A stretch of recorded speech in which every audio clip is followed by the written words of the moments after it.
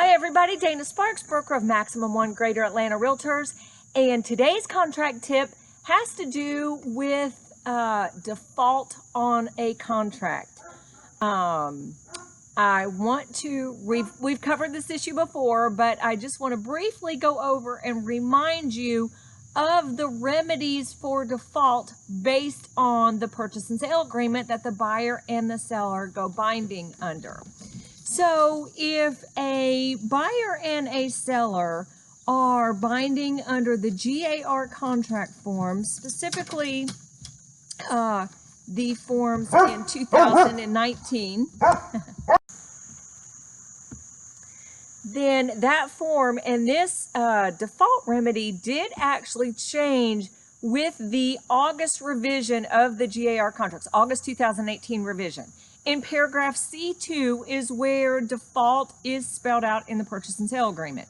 And it says, paragraph C2A in the GAR purchase and sale F201 states, remedies of seller. In the event this agreement fails to close due to the default of the buyer, the seller's sole remedy shall be to retain the earnest money as full liquidated damages. Seller expressly waives any right to assert a claim for specific performance. The parties expressly agree that the earnest money is a reasonable pre-estimate of the seller's actual damages, which damages the parties agree are difficult to ascertain. The parties expressly intend for the earnest money to serve as liquidated damages and not as a penalty. So that is in the GAR contract. In the RE forms, right now we're just talking about seller's remedies should a buyer default on the contract. Basically, if a buyer fails to close and terminates the contract or just fails to close outside of any contingency that has expired.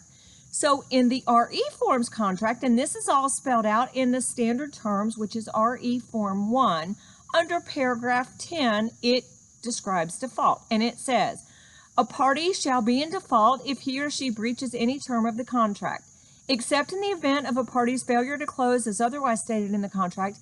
Neither seller nor buyer shall be deemed in default hereunder. However, until and unless such party has been given written notice of its failure to comply with the terms of the contract and thereafter does not cure such failure within 3 banking days after such receipt. Buyer's default. Buyer's default under any of the terms of the contract may result in the seller's termination of the contract together with the seller's exercise of all rights and remedies available under the law, including but not limited to buyer's forfeiture of earnest money deposits and lawsuits for damages.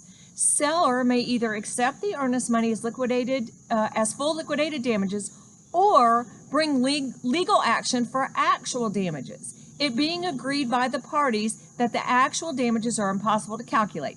Seller's right to retain the earnest money is intended not as a penalty, but as full liquidated damages pursuant to Official Code of Georgia Annotated 13-6-7. So, what does that mean? Again, for purposes of this video, I'm just talking about seller's remedies for a buyer default on the contract. Apologize if I did not say that up front. So basically, what that means is it really depends upon the contract form under which the parties are binding. If you are binding under the GAR contract form, earnest money is it. The buyer and the seller agree to that when they go binding on that form.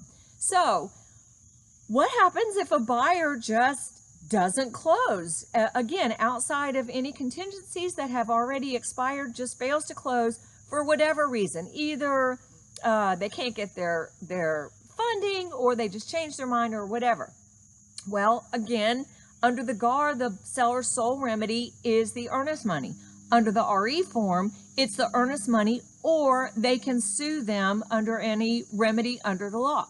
So let's think about throughout the terms of the negotiations after we're binding, and let's say the buyer and the seller negotiate for the seller to actually complete and pay for repairs to the property. If you're binding under the GAR form and the buyer fails to close and the seller has put out thousands of dollars in repairs, Does that change the issue? And the answer is no, because the buyer and the seller agreed for the remedy of default for the seller should the buyer fail to terminate.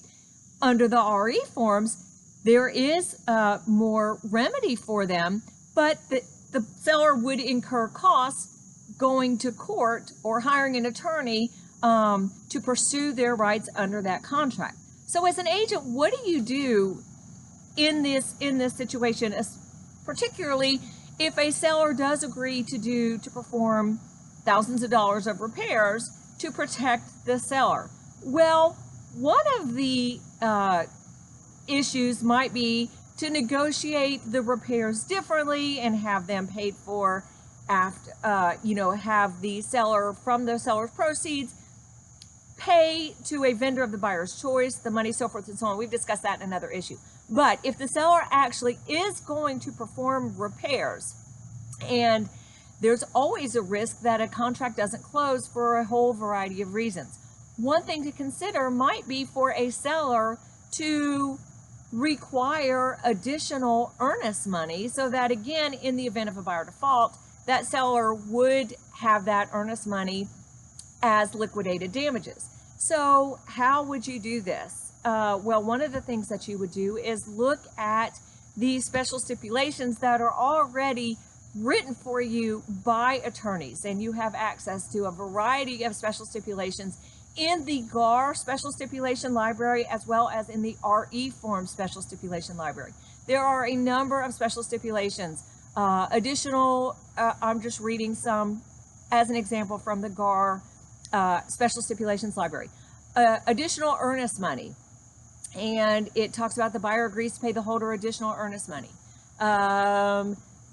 Earnest money converted to non-refundable deposit. Earnest money held until a specific time. Liquidated damages, so forth and so on. So please take a look at the libraries in the GAR contract packages and in the RE forms contract packages so that you word the additional earnest money in a way that does protect the client rather than you trying to write it on your own. If you don't find something exactly that you need, please consult with an attorney to actually write that special stipulation for you. Another way to address this issue is request additional earnest money up front when the buyer and the seller are actually negotiating the contract. Again, this is especially important if the buyer and seller go binding under the GAR contract forms, where the only remedy for a seller for a buyer's default is the earnest money as liquidated damages. So thank you guys so much for watching. Again, just a quick tip regarding the seller's remedy for a buyer's default on a purchase and sale agreement. Take a look at your contract forms, make sure you understand them, and make sure that your buyer and your seller also understand what the remedies are for default before they sign and go binding on those purchase and sale agreements. Thank you guys so much for watching. Dana Sparks, broker of Maximum on Greater Atlanta Realtors, satisfying your needs with service, innovation, and education.